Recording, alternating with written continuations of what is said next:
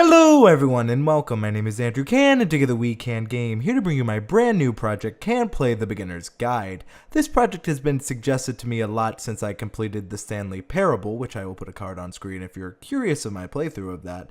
And ever since I completed that, I have been suggested this game. I know very little to nothing about this game. All I know is that it's by the same creators, and if it's anything like the Stanley Parable, I know I'm going to love it. So I'm going to go ahead and begin the game. Let's see what happens.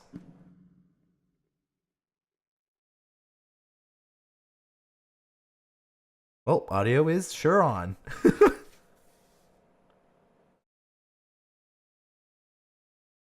Okay. Hi there. Thank you very much for playing The Beginner's Guide. You're welcome. My name is Davey Wreden. I wrote The Stanley Parable, and while that game tells a pretty absurd story, today I'm going to tell you about a series of events that happened between 2008 and 2011. We're going to look at the games made by a friend of mine named Coda. Now, these games mean a lot to me. I met Coda in early 2009 at a time when I was really struggling with some personal stuff, and his work pointed me in a very powerful direction. I found it to be a good reference point for the kinds of creative works that I wanted to make. So just to start you off, this is, I think, the first game he ever made. It's a level for Counter-Strike. You can walk around here, by the way. Oh, okay. And mostly it's just Coda learning the basics of building a 3D environment. But what I like is that even though he starts from the simple aesthetic of a desert town, he then scatters these colorful abstract blobs and impossible floating crates around the level. And of course, it destroys the illusion that this actually is a desert town, and instead this level becomes a kind of calling card from its creator. It's like a reminder that this video game was constructed by a real person. That is actually really cool. Wonder, what was going through his head as he was building this? This is what I like about all of Coda's games. I mean, not that they're all fascinating as games, but that they are all going to give us access to their creator. I want us to see past the games themselves. I want to get to know who this human being really is. And that's exactly what we're going to do here. All right. So, it's 2008, Coda starts making these games, and he never releases any of them.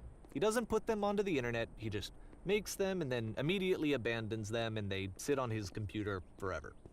And I think he really understood this image of himself as a recluse. At one point, he jokingly renamed his computer's recycling bin to Important Games Folder. So, you know, this was just how he worked. He tended to crank them out one after the other without even really pausing to try to understand what he had just made, until suddenly one day, he just stopped. In 2011, that was it. He made his last game, and then he hasn't made another one since. And that's why I've taken this opportunity to gather all of his work together, is because I find his games powerful and interesting, and I'd like this collection to reach him, to maybe encourage him to start creating again. And if the people like you who play this also happen to find his work interesting, then I'm sure it'll just send that much stronger of a message of encouragement to Coda. So thanks for joining me on this. If you have a particular interpretation that I haven't mentioned here, or if you just need to get in touch, you can email me at daveywreden@gmail.com. Okay, that's about it for introduction. Let's take a look at Coda's first proper game. As each game is loading, I'll show you the date that it was completed. This first one was made in November 2008. So this is actually very interesting. So we learned immediately about the narrator. We learned why he made this game for basically a friend named Coda, Davey Wreden. Honestly, I'm really interested in what this game has in store, because if this is just a collection of Coda's games, I agree with him. Art is completely subjective. Warning, Whisper Machine, status active, evacuation immediately. So this is his first proper game. This game is called Escape from Whisper. Okay. And it's one of the more generic games you'll see from Coda. Yeah, basic FPS controls, shoots. So there's two paths. We can take the right path. Definitely seen this kind of layout in a lot of games before. And it's interesting because this is from the mindset of someone who's created games and stopped. So let's continue going through. Controls are definitely familiar. Warning, Whisper Machine status active, evacuate immediately. I can already tell you I'm going to love this game. And maybe it'll help me influence my own art as an artist. Because it definitely teaches you things. Hostile alien life forms inbound. Can you not reload? Interesting. It kind of looks like this game was abandoned mid-development. For I instance, can agree you have with this that. gun, which you'd think would indicate that there are supposed to be monsters or enemies somewhere, but then clearly there are no enemies anywhere. Truthful. You can't even reload the gun when you run out of bullets. Found that out. But ultimately, we don't really know. Maybe Coda thought that actually it was complete the way that it is. And I think that we should talk about his games for what they are, rather than for what they're not. Enemy force neutralized. Begin shielded activation. I really like the space effect. I love how you can see the bottom of the universe from this room. Ha! You really can. You can see the top. And he also gives us options, though some we can't use. God, this is actually very beautiful, even if it's not complete. Like, it's really well placed together, in my opinion. Let me know what you think of Coda's first proper game, and let me know Apparently, this space if you know station this has a story. labyrinth on it. Sure, I don't know. There's really no reason for it that I've ever been able to discern, so in the interest of time, I'm just gonna skip you on past it. Oh, fair. Okay, this is the part that's interesting. The game has this narrative about the whisper machine and how it has to be turned off, and then you get to the engine room. So I'm assuming we're at the engine room. Hey, you there, in the engine room. You could save us all. That beam is powering the whisper machine. We could disrupt it by introducing a great enough heat signature. If your body could stop the beam. It's so much to ask, but for all of our lives, would you do it? Could you give yourself? That's a heavy question. On the first game, it's asking us if we can give ourselves to save the lives of people we don't know. Shows you in the kind of the inner minds of Coda. So let's see. Let me pause here for a second. What you just experienced, stepping into the beam and then dying, is probably what Coda had initially intended when he was developing this level. But when he first compiles and plays it, something goes wrong. There's a bug somewhere. And this is what happens instead. Oh. So that's what should have happened versus this is what actually happens?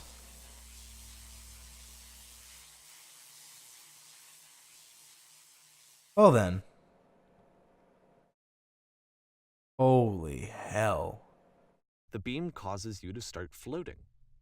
And this is an important moment for him. Because yes, this is technically a glitch, but Coda identifies something human about it. Like how small it makes you feel in the face of this larger chaotic system. Or this floating could be the afterlife, a peaceful place, juxtaposed against all of the hysteria that you've just had to traverse. I don't even know. I have no idea what he was thinking, but what's clear is that after making this, something lodges itself in his brain. He wants to do more of these really weird and experimental designs. So he stops work on this and moves on to a stream of tiny little games that go in all sorts of directions. Let's go ahead and take a look at the first game he made after leaving this one behind. Really what we're getting, loading November 2008, the past was behind her. You can't Yep. move backwards. In this game, you can only walk backwards. Oh wow, you can only walk backwards. I didn't realize, yeah, you can't walk forward. That's an interesting design. He definitely has some bigger ideas in his game design, which is interesting. Something that you don't see a lot of the time. So essentially, to traverse this, you gotta go a lot on faith. And we're really getting the inner workings of an artist. Like, people don't usually consider games art, but for me, they definitely are. And I love the idea that we get to see this artist at work. It's also interesting how he leaves projects, because that's usually for the future. So it's a short and relatively Could not minimalist be seen. experiment combining Why does the motion and future narrative. keep changing? It is less advanced than the previous game, but actually it seems to be more focused, more complete. I would Coda's agree trying to with give that. it a unique voice rather than When she simply stops and basing looks, on it a becomes pre-existing clear. trope. Honestly, I'd rather have a unique game idea, but the future is always behind her. I'd rather have a unique game idea and gameplay mechanics than just the same story over and over. How will she find the strength to to confront it. It's a short little thought, it says what it wants to say, and then it ends. Didn't need anything more than that. Which to me is why it works, because it gets out quick. Okay, next one. Loading November 2008 again. Whoa. Let me guess. So there's a limited amount of space, and we can only walk forward, and we can't see what's we've already passed. I like finding out the designs. You are now entering. I like finding out the designs of Coda's thought process, because we really get to experience what an artist intended, which is one thing games give us that nothing. Okay, the meaning of this game won't be clear just yet. Please be patient with me for a few more games, and I promise you'll see what makes it interesting. Okay, I'll trust you. December 2008. So we're moving. Oftentimes, Coda would put bizarre titles like this one at the start of his games. I have a feeling Coda is no longer with us. I wish I'd known him at the time that he was making these early games.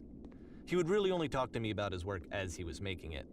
Once he stopped work on a game, like, that was it. It was dead to him. And I don't agree with that at all, but what are you gonna do? Can we fall off? We can't. I know it's tempting, but there's actually nothing over here. Sorry. I like how he knows it, too. So he probably programmed, when designing this game, kind of points like that to kind of to align us to self. And we're also kind of similar to Nick Carraway in The Great Gatsby, do we have a trustworthy narrator? Because everything we've been told, we've been thought to believe. Maybe it's because I'm playing Deus Ex and Beyond Good and Evil at the moment of the time of recording this. That's getting me all in this conspiracy mood, but I'm on to you. Davey Wreden. I know it was said earlier, and now it slows. Once you've been slowed to an absolute crawl, the door at the top of the stairs opens. So why, if Coda's not showing these games to anyone, why bother opening the door at all? Well, to show you, I'm modifying the game here so that when you press enter, it'll bring you back up to full speed so you can enter the door for yourself. Alright. So I hit enter. And here we are. Down on X. The game will... Whoa. A stranger appears. You must rally a group. You place... There's a lot of things. You start in a small room until you rise, so you can walk through walls. And nice, and filled with little ideas for games. Play as a pair of floating eyes emitting footstep noise and a key. Coda would often tell me that he didn't game. mind if people thought of him as cold or distant. He said that he knew that he was actually a vibrant and compassionate person, but that it takes time to really see that. It can be a very slow climb to get there. You are the queen, dusting your jewelry while your kingdom is destroyed. Also, press U to surrender. I surrendered. January 2009.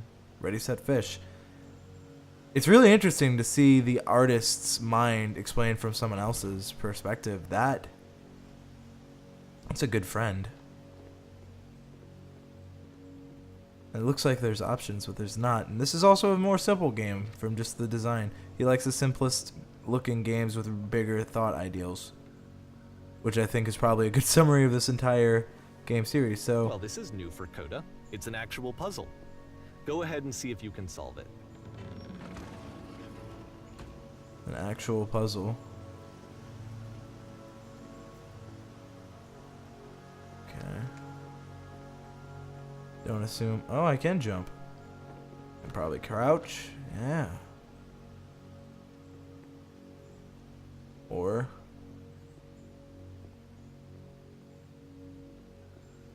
you gotta kind of keep going until you can't anymore. There's clear walls. Oh, maybe.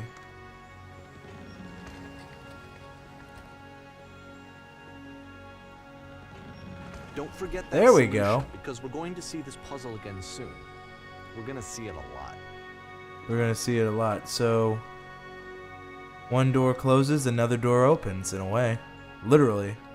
I like the thought process of Coda here. And remember that puzzle, because we'll see it a lot.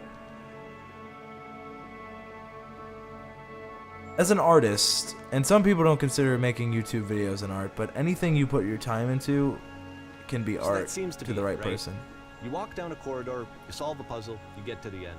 Simple enough. Alright, now I'm going to modify the game again so that when you press enter, it'll remove all of the walls from this room. Alright, let's see what happens.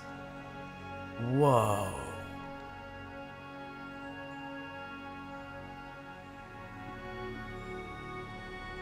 How about that? There was more to it than we had any way of knowing.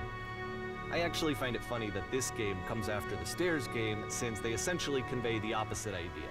So, in the Stairs game, a dull exterior concealed a rich interior. And Fair. then, in this level, a dull interior hides this fantastic outer world.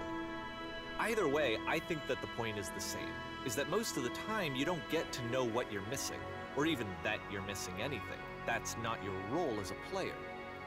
So if your role here is not to understand, then what is it? I'm playing a game and now it's giving me life existential crisis moments. So this same game again, January 2009, walking slowly forward on the path you are now exiting. Aha.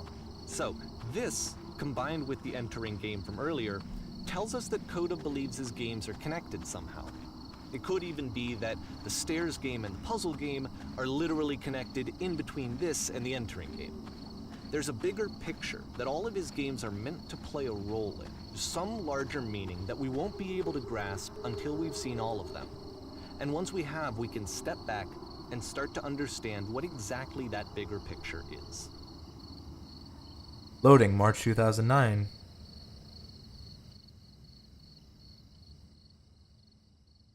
The Great and Lovely Descent. There is a house in the white abyss. They call the shop with guns. Sorry. A little bit of Let's talk about video interesting. game development for a second. Every video game runs on what's called an engine, which determines what the game can and cannot do. So in other words, the engine is a set of tools for game development. Be a wise fool. To make all of these games, Coda is using an engine called Source. Like all engines, Source has certain things that it does well, and it has certain things that it does poorly. One of the things that it does very well is boxy linear corridors. That's why so many of Coda's games are set in these large, flat, empty rooms, is just because he's working with what the engine does well. Which is fair, because The tools Half-Life is made in available to the Source. creator shape what kinds of creative work they're going to end up making. You might consider paying attention to the architecture in Coda's games, to notice how they seem to stem from an engine that's very good at producing linear, boxy corridors. Which explains also a little bit of the Stanley Parable, because most of that game you're in a boxy linear, not really linear corridor, but a boxy corridor at that. How far down can we travel? And what ways will we go to get there? In fact, I wonder, yeah, we can take that. Kind of looks like the Apple Store in New York City on a side note, if you've ever been there. Now this isn't, it's still boxy, and it's still an idea. And yeah, a lot of linear corridors. And one singular light. Continuing down. This game seems a lot larger in scale. I know the others were large as well, but I just get that feeling from this one.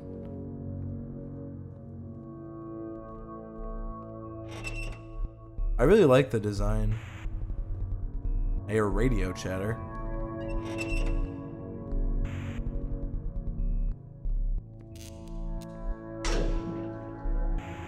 Oh, wow. A prison of sorts.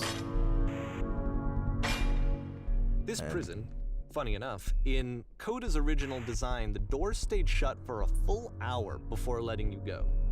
If you don't mind, I think we're gonna skip that. This is something that he and I used to argue about a lot. You know, whether a game ought to actually be playable, whether it means anything if no one can get through it.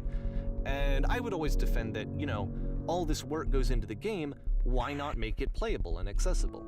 And so we just got into heated arguments over it, and there was one time that after one of these conversations, he went home, and a day or two later, he sent me a zip file.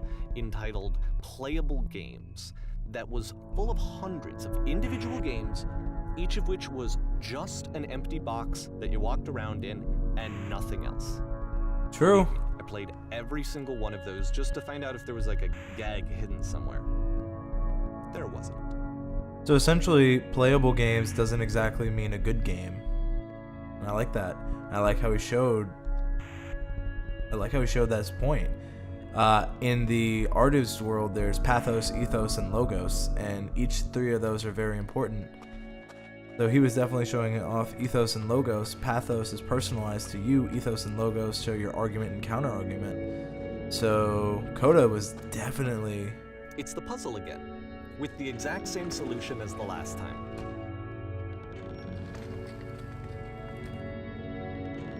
There's still no clear indication of what makes this puzzle so special that Coda is going to return to it over and over. But I promise I'll share with you my interpretation very shortly. Honestly, this game is essentially two people, like a let's play of this game is me narrating what the narrator is telling you, the player. And for me, that's an interesting construct, because the Stanley Parable, in essence, is pretty much just that. Is the narrator and how the player reacts, and that's it. And the reason I'm playing this series on my channel at this point in time is because I need a break. I can't upload as normally as I usually can. Together we can. Because I'm doing a lot in my real life, but I'm glad I'm playing this game. Listen, listen, listen. Say, say, say. Yo, you there? Did you come up from above? Coda begins using a kind of dialogue system that he fashioned out of the engine's chat capabilities. Yes, there was an enormous prison. I spent 9 hours.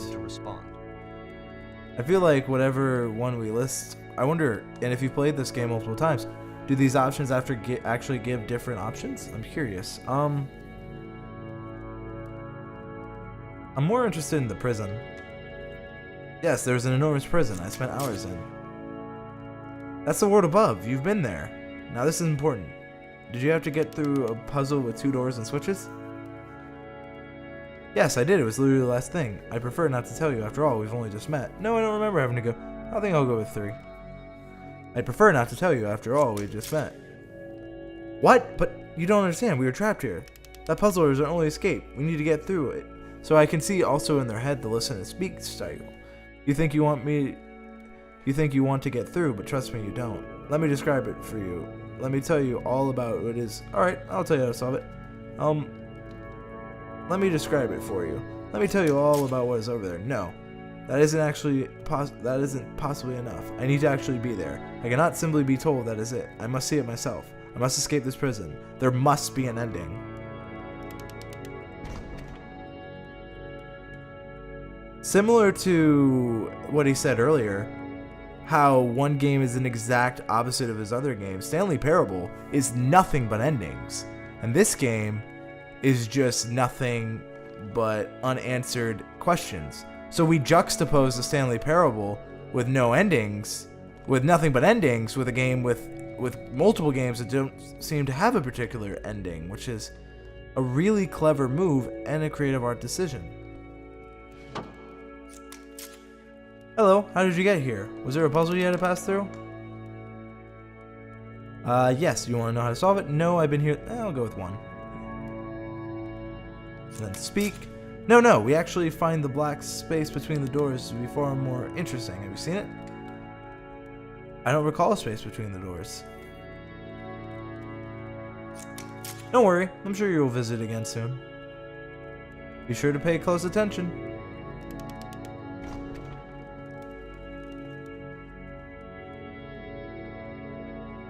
Again, just enjoying. So the black space between the doors, I'm not sure if it's like an actual black space. And so we make one last descent down to the final floor of the level. Alright, so our last descent here.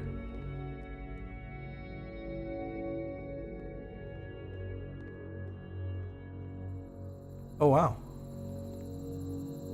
And this is kind of similar to what we saw in the beginning of it. It's a lamppost. That's it? Okay, I can't tell you quite why, but for some reason Coda fixates on this lamppost. It's going to appear at the end of every single one of his games from here on out. I'll tell you what I think. I think that up to this point, he's been making really strange and abstract games with no clear purpose, and maybe you can only float around in that headspace for so long. Because now he wants something to hold on to. He wants a reference point. He wants the work to be leading to something. He wants a destination, which is what this lamppost is. It's a destination. We're going to see it in the work as well. His games are just going to become a lot more cohesive, a lot more fully developed, with more of a clear idea behind them. And as we go, that idea will get clearer and clearer and clearer. I'm really interested to see more of Coda's newer games. And I like the lamppost because we see it in the beginning of the game and now we know what it is. Loading, April 2009. This game is connected to the internet. As you walk around, you can leave notes. All notes you see are left by other players. I wonder if that's true. And we'll find out if that's true in the next episode. Let me know, what do you think about the game, The Beginner's Guide, so far? What do you think about it being a connection to the narrator's old friend Coda? What were your thoughts when you first played this game, and are you excited to see this game as well? Let me know if you also watched my Stanley Parable playthrough, and if you're curious, if you came from that and suggested this. First, thank you all to everyone who suggested this game for me. I am already loving it. Thank you all so much for watching. Thank you all so much for your time, and as always, I hope you have a great day.